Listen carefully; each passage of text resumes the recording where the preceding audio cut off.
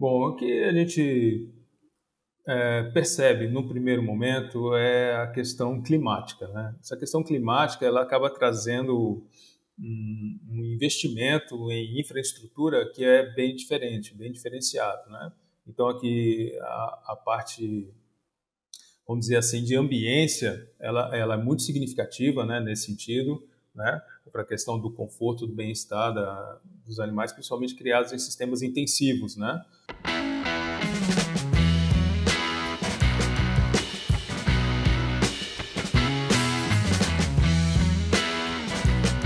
Olá pessoal, sejam todos muito bem-vindos de volta a mais um episódio do nosso podcast O Aviário.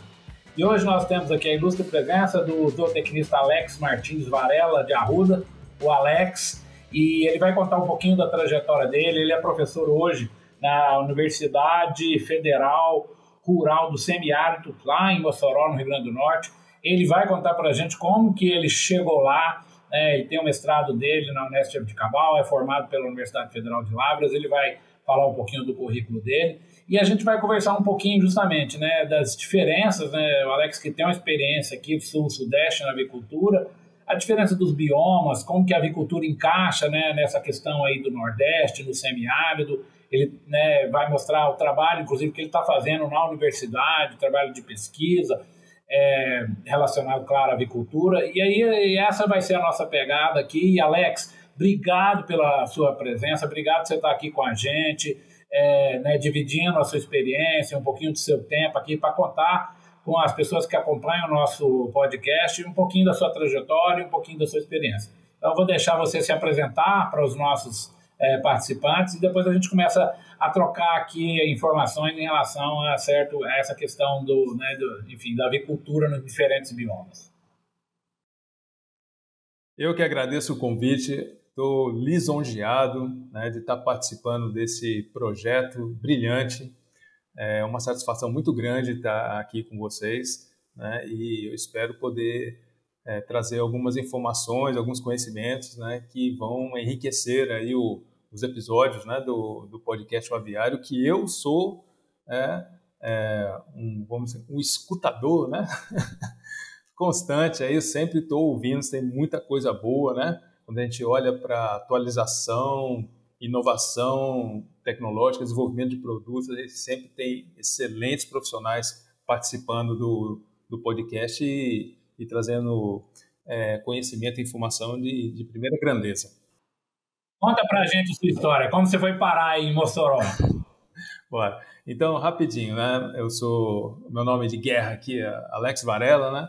Eu me formei, eu sou de São José dos Campos, São Paulo, tá? No Vale do Paraíba ali, né? Na divisa da Mantiqueira ali com o sul de Minas, né? A família da minha mãe é dali, daquela regiãozinha ali, o pessoal conhece bem, né? E a família do meu pai é daqui do Rio Grande do Norte, né? Então, aí quando juntou um potiguar com a mineira e pronto, aí sou eu, né? Então, o que aconteceu? Eu tive minha formação acadêmica na Universidade Federal de Lavras, né? Eu me formei em zootecnia, tá? Na década de 90 ali, e depois dei uma passadinha ali por Juiz de Fora, na Embrapa e tal, aquele ensaio e tal, e fui parar na Unesp, em Jabuticabal, fazer o mestrado, né? Inclusive o Ilustre Café, ele estava já de saída quando eu cheguei, né? E praticamente ali quase tem uma convivência boa ali, né? E terminando o mestrado na Unesp de Jabuticabal, eu fui para Viçosa, fiz doutorado lá, né? Minha área é nutrição de monogástricos e não ruminantes, né? E avaliação biológica de alimentos, né? Bom, terminando isso aí, eu tive uma passagem por alguns anos no oeste do Paraná, trabalhei ali por alguns anos na Universidade Estadual do Oeste do Paraná, né? Foi um aprendizado muito grande, uma vivência intensa, né, na avicultura de aves e suínos, né, na produção industrial, um esquema de integração ali muito forte, né, questão de exportação e tudo mais, né, uma tecnologia de ponta. E depois de alguns anos, né, eu acabei aparecendo a oportunidade para mim, eu fui e prestei o concurso aqui na UFESA, Universidade Federal Rural do Semiárido, em Mossoró, né, e estou aqui desde então, né, e foi nesse momento, né, que quando fez esse contraste da vivência, né, foi um momento de grande enriquecimento, de grande crescimento pessoal e profissional, né? Pelas diferenças, né, os contrastes que tem entre os sistemas de produção, né, que a gente acompanha mais no Sul e Sudeste em relação ao que é feito mais aqui no Nordeste. Que o pessoal pensa no Nordeste, né, mas o Nordeste ele é muito diverso, né, ele é muito diversificado. São vários microclimas, são vários biomas diferentes, né, então é um aprendizado constante, vamos dizer assim. American Nutrients, entregando soluções tecnológicas para o bem-estar e segurança humana e animal desde 2007. Alicerçados ao conceito One Health, os produtos e a inovação da American Nutrients contribuem para a saúde humana, o bem-estar animal e a preservação do meio ambiente. Quando você chegou na universidade, aí você começou naturalmente a se estruturar para fazer pesquisa. Hoje, qual, vamos dizer, assim, primeiro, antes de falar um pouco da pesquisa, como é que você, assim, apontaria a diferença, vamos dizer, da avicultura aí, nessa realidade aí, né, de vocês aí? Eu sei que deve ter algumas empresas, né, que são, né, da avicultura industrial. Qual que seria uma diferença que você acha que é marcante entre a indústria do Sul, Sudeste, né, para aí mais ou menos na região, não vou dizer Nordeste, né, como você mesmo falou, Nordeste é um mundo inteiro, né, mas para essa região onde você está, o que você classificaria em termos de diferenças que você gostaria de pontuar? Bom, o que a gente percebe no primeiro momento é a questão climática, né? Essa questão climática ela acaba trazendo um investimento em infraestrutura que é bem diferente, bem diferenciado, né? Então aqui a parte, vamos dizer assim, de ambiência, ela é muito significativa, né, nesse sentido, né, para a questão do conforto, do bem-estar dos animais, principalmente criados em sistemas intensivos, né? Mas o sistema de integração, o pacote tecnológico, ele está presente também, né? Então, da mesma maneira, a gente percebe que, com relação à avicultura industrial, vou colocar assim, né? São muito parecidas nessa logística, né? Então, essas diferenças de biomas regionais, né, que acabam trazendo uma diferença mais significativa com relação à infraestrutura e investimento, né? É lógico que a gente olha para fenótipo, né? Fenótipo é a interação genética ambiente, né? E dentro do fator ambiental, a gente entra para o lado da nutrição muito forte, né? Então, a gente percebe claramente que essa questão, você olhar a alimentação como um investimento, né? Mas tendo ainda aquele peso, né, do custo de produção, isso também é um diferencial com relação a commodities, a suplementos, a aditivos que são utilizados nesses sistemas de produção, né? Por outro lado, se você me permite, né? Por outro lado, a gente tem também um certo, vamos dizer assim, mais eclético, né? Heterogêneo, né? Não é que não tenha, né, no Sul e Sudeste. Lá eu percebi também, lá o pessoal chama o frango colonial, né? A galinha colonial, e aqui é mais caipira, né, que chama, então frango caipira, o ovo caipira. Então a gente tem esse sistema semi-intensivo, semi-confinado com médios produtores, né, que é forte, que atende o mercado local, e tem também alguns nichos relacionados com orgânico e agroecológico, né? Então essas diferenças, né, elas acabam permeando toda a avicultura aqui no Nordeste, e a gente percebe que cada vez mais, né, isso no Brasil como um todo, né, no Sul e Sudeste não é diferente, no Centro-Oeste, né, que existe um certo investimento buscando exatamente esses nichos de mercado. Então a gente olha como está crescendo muito a produção de frango e ovos orgânicos, né, por exemplo, né, os investimentos são cada vez maiores aí, nesse sentido. É justamente isso que eu gostaria de colocar. Como é que essa interação aí, uma coisa que a gente tem falado muito e preocupado muito, né? Dessas pequenas criações, essa agricultura familiar, obviamente que é super muito bem-vindo, mas obviamente que, né, a questão de biosseguridade dessas pequenas propriedades é uma preocupação do setor como um todo, né? E como é que isso acontece aí? Como é que essas pequenas propriedades, qual é o nível tecnológico dela? É claro que às vezes isso varia muito, né, Alex? Às vezes tem propriedades em que, mesmo sendo um sistema mais extensivo, o produtor aplica alguma tecnologia. Mas como é que você enxerga esse nicho aí, conforme você bem falou, que ele existe aí em relação a, vamos dizer, a posição dele e a importância econômica e social dele nessa região? É verdade. A gente faz uma brincadeira que é a seguinte: mercado é igual a pessoas mais dinheiros, né? Então, se não tem dinheiros, só tem pessoas, não tem mercado, né? Então, paralelamente a essa brincadeira aí, né, o que a gente percebe é o seguinte, né? Os pequenos produtores, eles são organizados, né?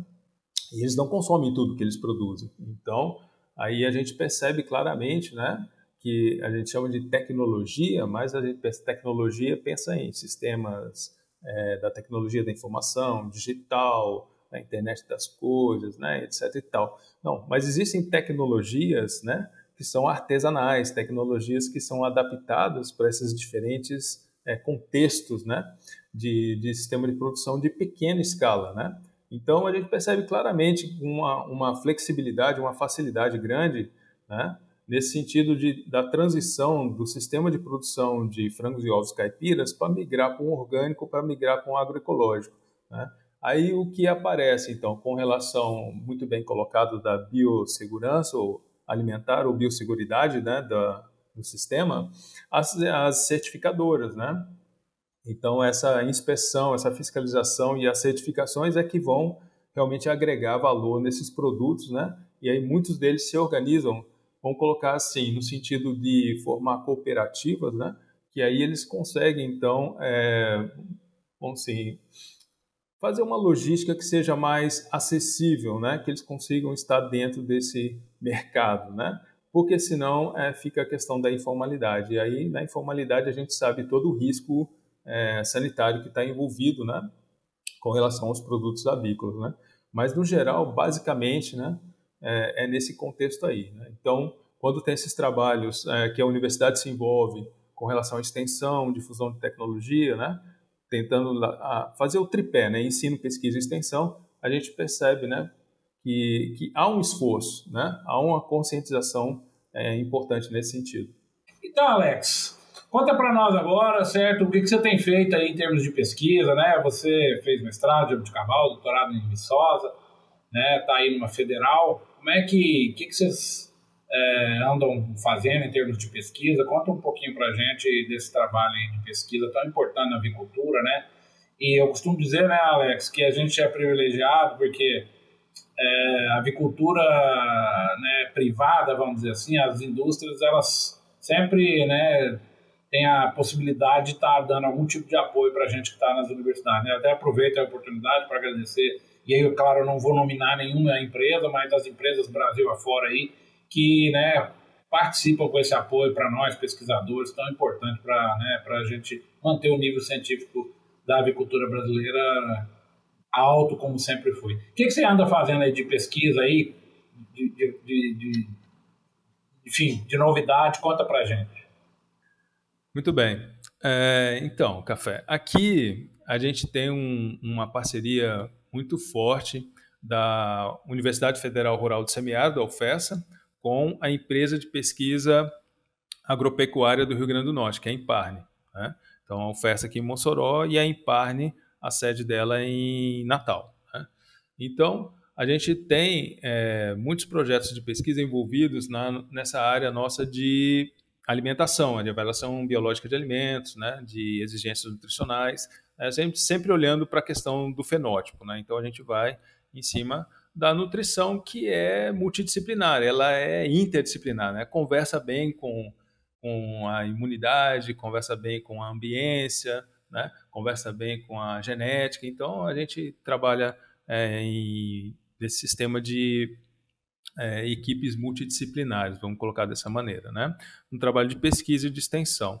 Bom, dito isso, né, o forte aqui seria, no momento, né, o atendimento àqueles chamados pequenos, médios e até grandes, né, que estão atuando na avicultura semi-confinada, chamado semi-intensivo, né, que é um nicho de mercado onde tem o frango caipira, tem o ovo caipira, né, e tem essa possibilidade ou a flexibilidade, né, de facilitar a transição para a produção de orgânicos ou de agroecológicos. Então, aí, obviamente, depende muito das associações, depende das cooperativas, né?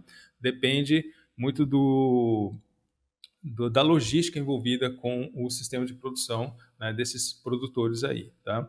No sistema industrial, avicultura mais pesada tecnologicamente, né, que olha mais para as commodities, vamos colocar dessa maneira, né, o nosso trabalho ele é um pouco mais restrito, né, porque os pacotes tecnológicos eles chegam prontos aqui, né, então o pessoal assim não abre muito assim para a gente, né? Você quer trabalhar com inovação tecnológica, o desenvolvimento de produtos e tal? Assim, não, o pacote chega pronto aqui para a gente. Então, tudo bem, né? Quando quiser, estamos à disposição, não é isso? Mas, enfim. Então, eu vou falar um pouquinho dessa experiência que tem o Festa em Parne, né? Onde a gente tenta colocar assim, de uma maneira mais perspicaz possível, né?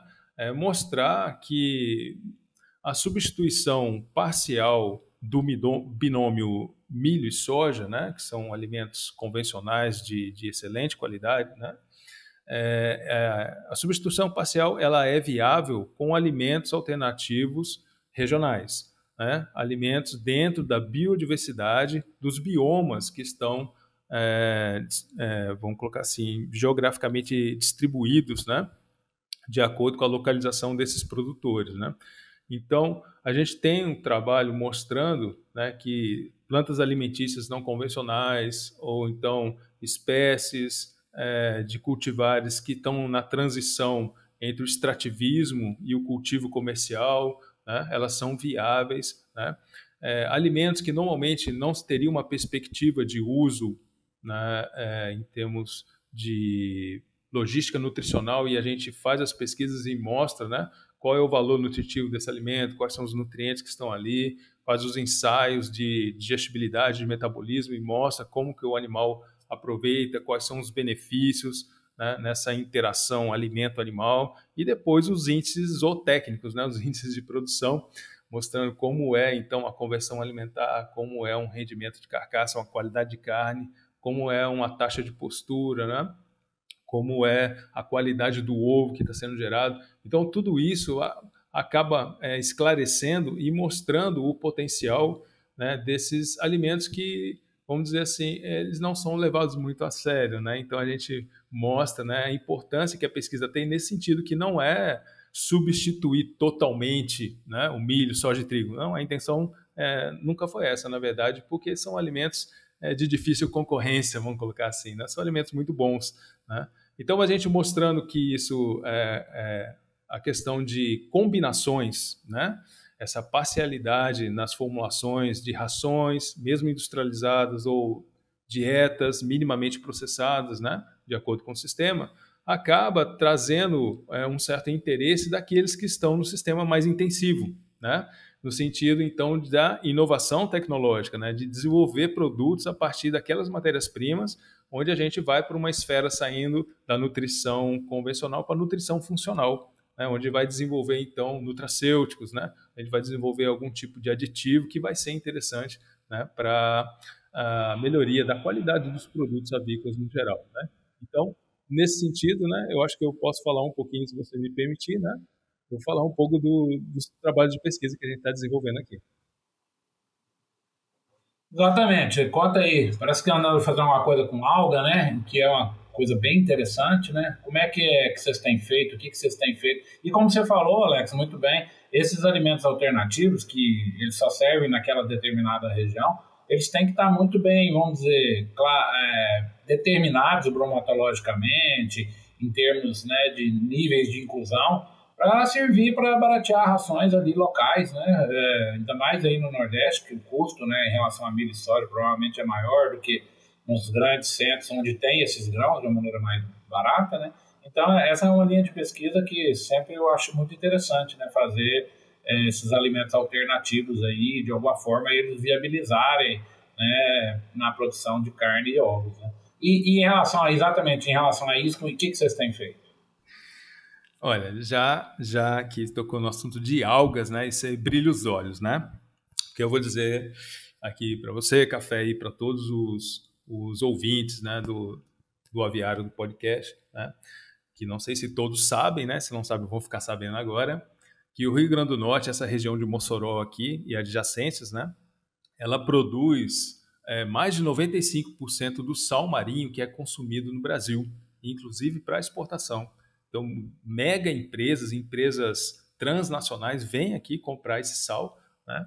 E utilizam para alimentação humana, alimentação animal e tudo mais. Então, nessa região do estuário das Salinas, ali tem uma biodiversidade incrível ali. Eu ia falar, o sal aí é barato, né? Na origem ele é bem barato, né? E depois você vai agregando valor no sal, né? Então tem vários tipos de sal por aí. Inclusive até pode ser um outro assunto de podcast falar sobre sal, né? Sobre minerais aí no caso. Mas enfim, na nutrição humana, meu Deus, tem uma infinidade de coisas para se falar sobre isso. Mas, voltando no assunto, então, né, o estuário das Salinas aqui tem uma biodiversidade incrível com relação à biodiversidade de alimentos, tá? E aí a gente, então, né, nessas andanças aí, né, ele fala, menino que não roda não vende picolé. Então, a gente vai coletando amostras, vai pegando, vai pesquisando, né, vai estudando, obviamente, e aí a gente chegamos, então, nas algas, né? Então, tem uma macroalga que é do gênero Gracilaria, né? A gente fez uma pesquisa mais específica com a Gracilaria birdi, né?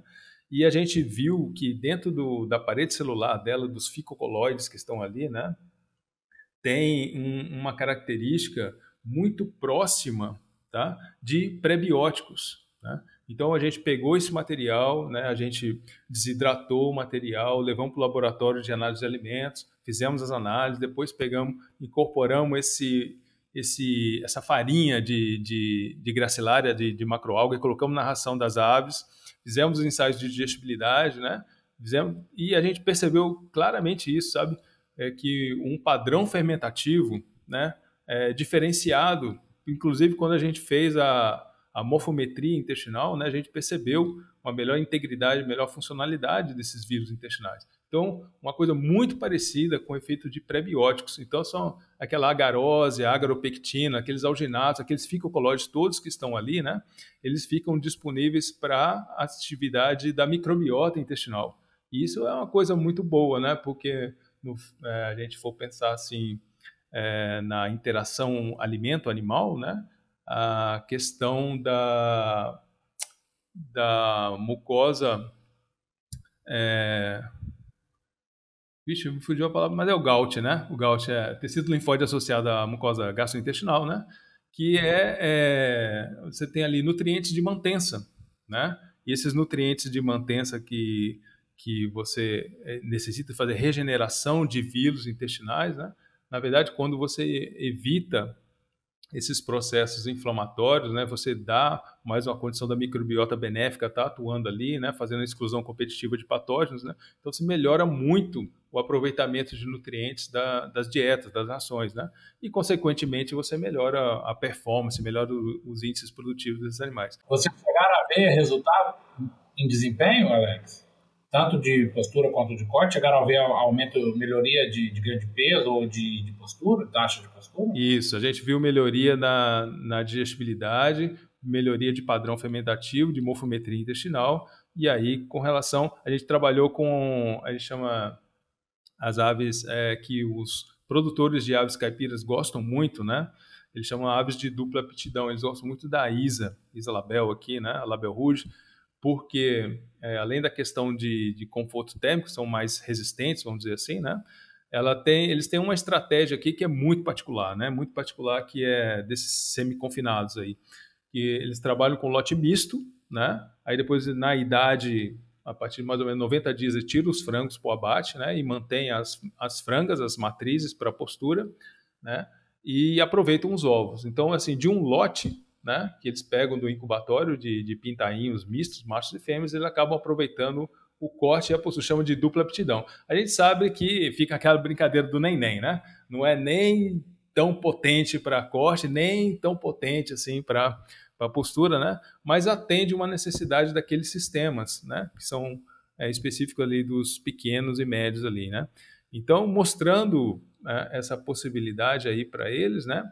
Assim, a gente tem como reduzir um pouco essa questão do custo da alimentação, né? Olhando mais a disponibilidade de um alimento regional, de inserção regional, né? que ele vai ser combinado, ele não é substituir o milho e a soja, né? Ele vai ser combinado, né, para trazer um diferencial aí que pode melhorar muito a saúde e a produtividade dessas aves, né? Muito legal, Alex. Parabéns aí. Exatamente, é bem legal, né? Você estando nessa região aí, como você falou, né? Tentar fazer pesquisa que seja, né, aplicável à avicultura industrial e também à regionalidade de vocês aí das aves, né? Alternativas, seja caipira, seja postura, seja corte. E é isso mesmo, tem muita coisa para fazer. O que é bonito na avicultura e que deixa a gente entusiasmado, e a gente que gosta da área, né? A gente fica feliz que cada cantinho desse país aí tem uma realidade e que a avicultura está sempre buscando, e as inovações sempre, né, sempre na frente aí, oferecendo aos produtores soluções tecnológicas, né, possíveis, plausíveis, enfim, produzindo alimento de qualidade a um preço baixo, né, baixo custo. Você me permite, Café? Quero falar mais uma coisinha? Sim.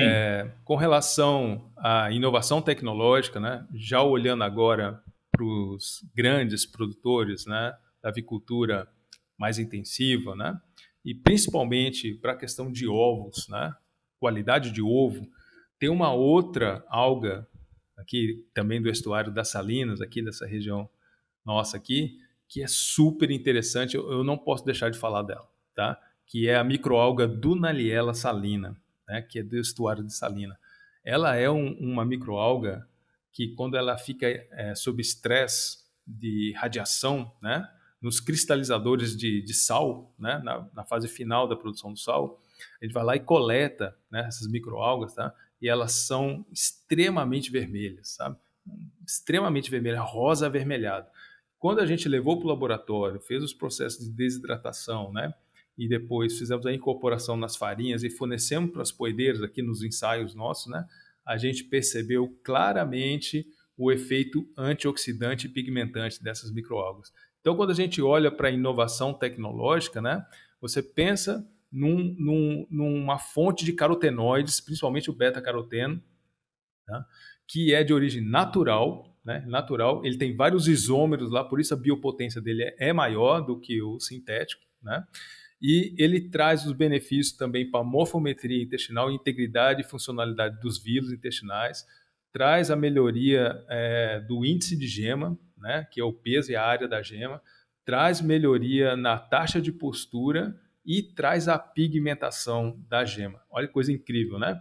Então a gente ainda até tem uma extrapolação para o shelf life, que é a vida de prateleira desse ovo, né? Que como ele está mais rico em antioxidantes, ele acaba tendo o ovo fresco de melhor qualidade por mais tempo, né? Então, quando a gente agrega informação, né, nesse tipo de pesquisa de básica para aplicada, né, trazendo esse contexto da inserção regional, a gente vê que mundo fantástico que a gente tem, de certa maneira, inexplorado, né? De certa maneira inexplorado, por quê? Porque na Austrália a BASF já está lá explorando essa Dunaliella salina já há algumas décadas, né? E aqui a gente tem uma fonte potencial, né, maravilhosa, incrível, que está aqui do nosso lado, né? E a gente está mostrando as pesquisas aqui, ó, realmente funciona, faz efeito, né?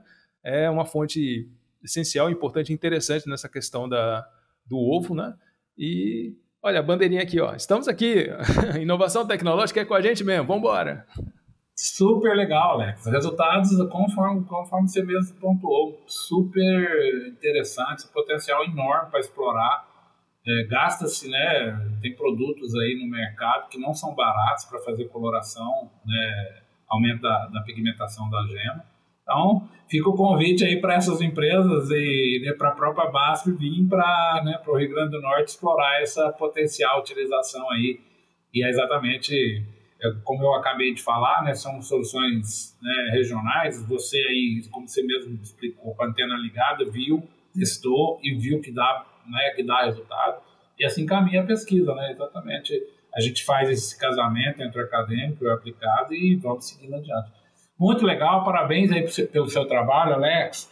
Já caminhando para o fim aqui, a gente tem uma tradição aqui no nosso podcast de terminar os nossos episódios fazendo 3 perguntas, né? A primeira delas é uma referência bibliográfica, um livro aí que você que vem à sua cabeça aí, que teve importância na sua formação, que você gosta muito, que às vezes você se pega folheando ele aí, mas na área técnica. Eu sei que indicar livro em área técnica, avicultura, é quase impossível, até porque a segmentação é muito grande, né? Mas um livro aqui que você gostaria de fazer uma referência na área técnica. Claro, claro. Eu tenho uma biblioteca em casa, né? Minha família, todos são leitores lá, assíduos, né? E a minha esposa, ela é a nossa tutora, é responsável pelas indicações todas de todos os livros, multiárea, tudo que a gente tem em casa. Mas especificamente agora eu vou fazer aqui memória emotiva, né? Fazer uma homenagem aos meus ilustres mestres, né? Da década de 90, quando eles lançaram esses livros, né? Na área técnica. E Nutrição de Monogástricos, do professor Bertechini, é um livro que eu me lembro muito bem, né? Eu tenho até hoje, né? É uma relíquia, eu tenho guardado. Foram várias reimpressões e edições para frente, né? E, se me permite, uma segunda indicação é a Fisiologia Aviária, do professor Macari, né? Que também utilizei demais esse livro, foi muito importante na minha formação, estudei muito em cima dele. E tenho também a relíquia guardada daquela época, né? E já foram várias atualizações, várias edições aí para frente, né? Mas eu tenho aquele lá que saiu na década de 90. Primeiro, né? Primeira edição. Tenho guardado, que isso é relíquia. Aproveitar aí, né, Alex, e mandar um abraço aí para o Bertechini e para o Macari, são, né, pessoas que são formadores, né, de muita gente. A avicultura deve muito para esses dois grandes pesquisadores.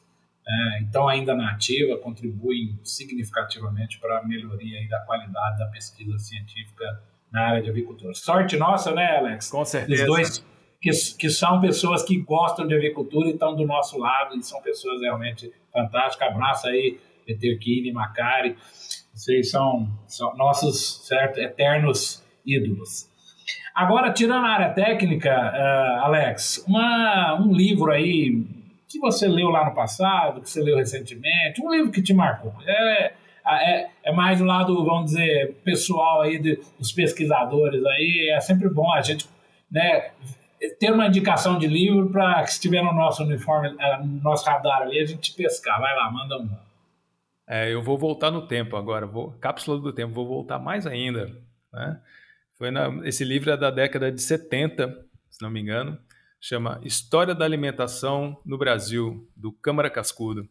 Esse livro é incrível, porque ele traz o capital cultural do nossa gente, do nosso povo, né? O processo de formação da gente como sociedade, que inclui a alimentação, que inclui a nutrição, né? E faz a gente pensar nesse contexto multidisciplinar, né? Que é tão importante, né? Interações sociais, econômicas, biológicas, né? Então, esse livro ele é sensacional nesse sentido, sabe? História da Alimentação no Brasil, do Câmara Cascudo. Esse é um livro que realmente ele me marcou muito, assim, e eu já faço várias visitas, né, a esse livro, e inclusive recentemente eu vi que tem até um documentário que foi feito em cima do livro, que eu recomendo também. Quem puder achar numa plataforma aí de streaming vai se divertir bastante também. É o que você falou, é um livro antigo, mas atual, né? Exato. Tem muita coisa para a gente aproveitar.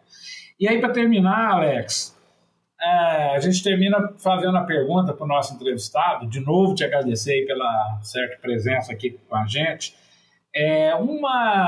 Como que você enxerga, né, o profissional de sucesso? Acho que é legal você deixar essa receita aí, essa visão, como você enxerga o profissional de sucesso, principalmente para os nossos jovens que estão dando os primeiros passos na avicultura, e para aqueles também, né, que estão ainda em processo de formação profissional, que não termina nunca, né?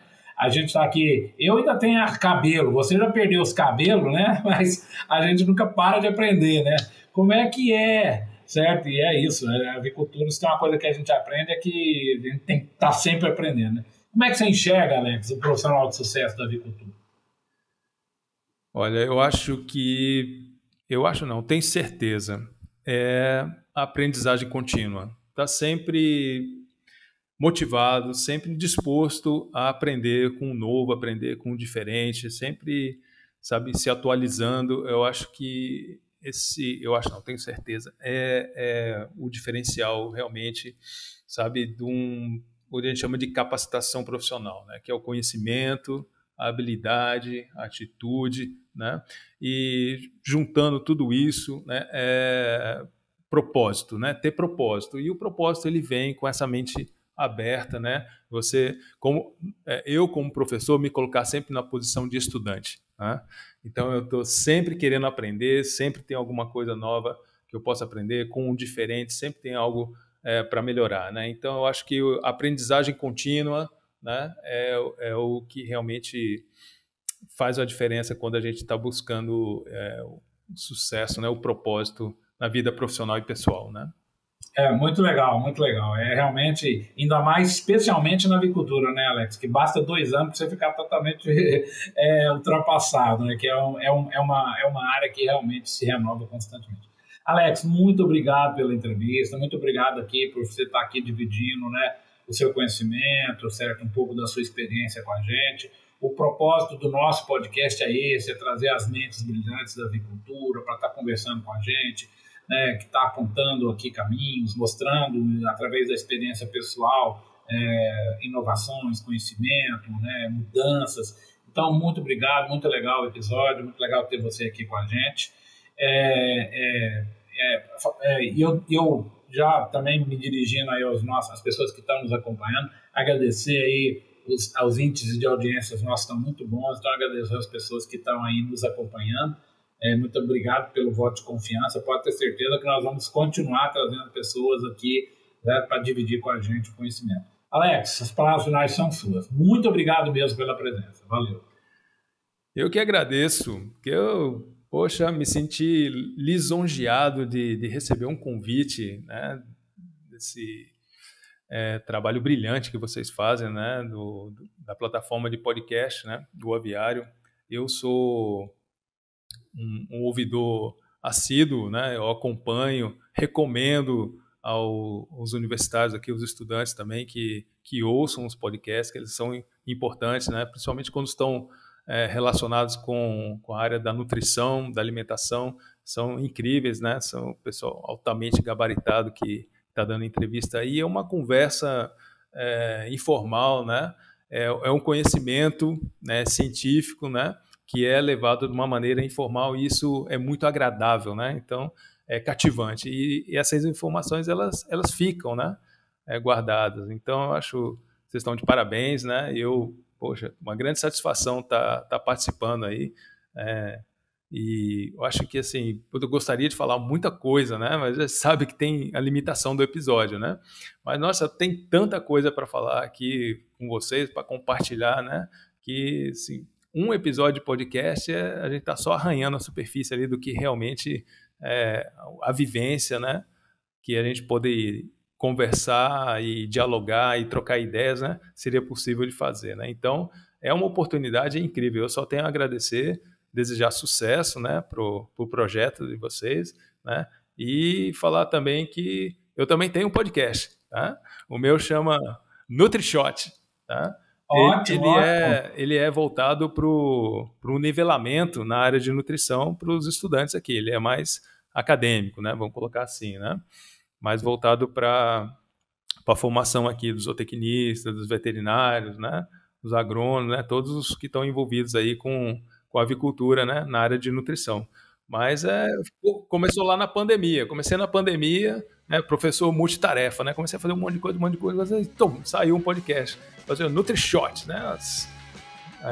Os drops de conhecimento. Opa, tô na área também.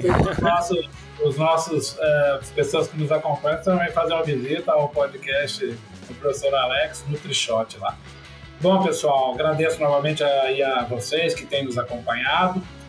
Estaremos de volta em breve aí com novos episódios do nosso podcast O Aviário, trazendo as mentes brilhantes da avicultura para dividir conosco suas experiências, conhecimentos e informações. Um abraço e até o nosso próximo episódio.